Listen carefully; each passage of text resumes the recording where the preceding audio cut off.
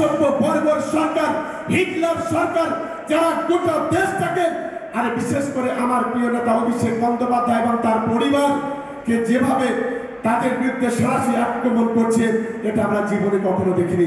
তবে একটা দুটো এজেন্সি নয়, সারা ভারতবর্ষের সমস্ত এজেন্সিকে তুমি পাঠাও, কিন্তু অভিষেক বন্দ্যোপাধ্যায় টিকি ছেড়ার ক্ষমতা তোমাদের নেই।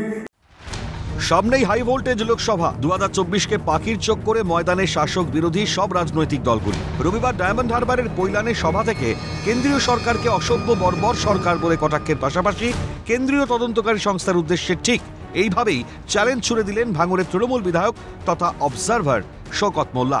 তাতেই শুরু রাজনৈতিক বিতর্ক। ভয় পাচ্ছেন শওকত মোল্লা, ওনার বাড়িতেও যেতে পারে ইডি সিবিআই। তো বিজেপি সাংসদ দিলীপ ঘোষের সরকার দেখেছেন, ওনার বাড়িতেও সিবিআইডি যেতে পারে, সেই ভয়টা উনি পেয়েছেন। কাকে ছুতে পারবে না পারবে অনেকে তো তুলে নিয়ে চলে গেল, ছোঁয়াছুঁয়ির কি আছে। সেজন্য অনেক বড় বড় লোককে আমরা দেখেছি বড় কথা বলতে, রাজ পরিণতি কি দেখুন। সারা দেশ, সারা বাংলা আজকে তাকে সন্দেহ করছে এবং এই সমস্ত দুর্নীতির ভাগ তারা পেয়েছেন আর তাদের কাছে সব তথ্য আছে, সেগুলো ধীরে ধীরে পাওয়া যাচ্ছে। সময় বলবে কে কোথায় থাকবে। বাংলাটাকে জঙ্গলে পরিণত করেছে পাগলের দল বলে কটাক্ষ বাম নেতা সুজন চক্রবর্তী। উচিত ছিল যে ভারতের কেউ পৃথিবীর কেউ ছুতে পারবে না, আর ছুতে আসলে কি হবে শাহজাহানকে দেখেই বোঝো। তবে তারপর কি হবে শাহজাহানের, সেটা তো দিল্লির ওপর নির্ভর করবে। অনুব্রতর মতন জেলঘুঘু হতে হবে, তার রয়্যাল বেঙ্গল টাইগারের মতন জঙ্গলে থাকতে হবে, সে কেন্দ্রীয় বাহিনীর উপর নির্ভর করবে। এসব পাগলের দল, জঙ্গলে থাকার পার্টি, এদেরকে নেতা বানিয়েছে, বাংলাটাকে জঙ্গলে পরিণত করছে।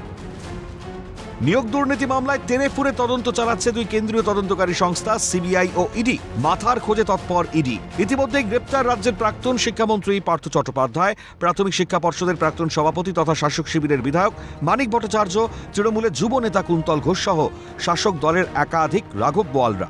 এমনকি ডেকে পাঠানো হয় ডায়মন্ড হারবারের তৃণমূল সাংসদ অভিষেক বন্দ্যোপাধ্যায়কেও। বিভিন্ন সময় কেন্দ্রীয় সংস্থা জিজ্ঞাসাবাদের মুখোমুখি হয়েছেন তৃণমূলের সেকেন্ড ইন কমান্ড। আগামীতে তদন্তের জল কোন দিকে গড়ায়, কেঁচো করতে কেউটে বেরিয়ে আসে কিনা, সেটা বলবে সময়। ক্যালকাটা নিউজ।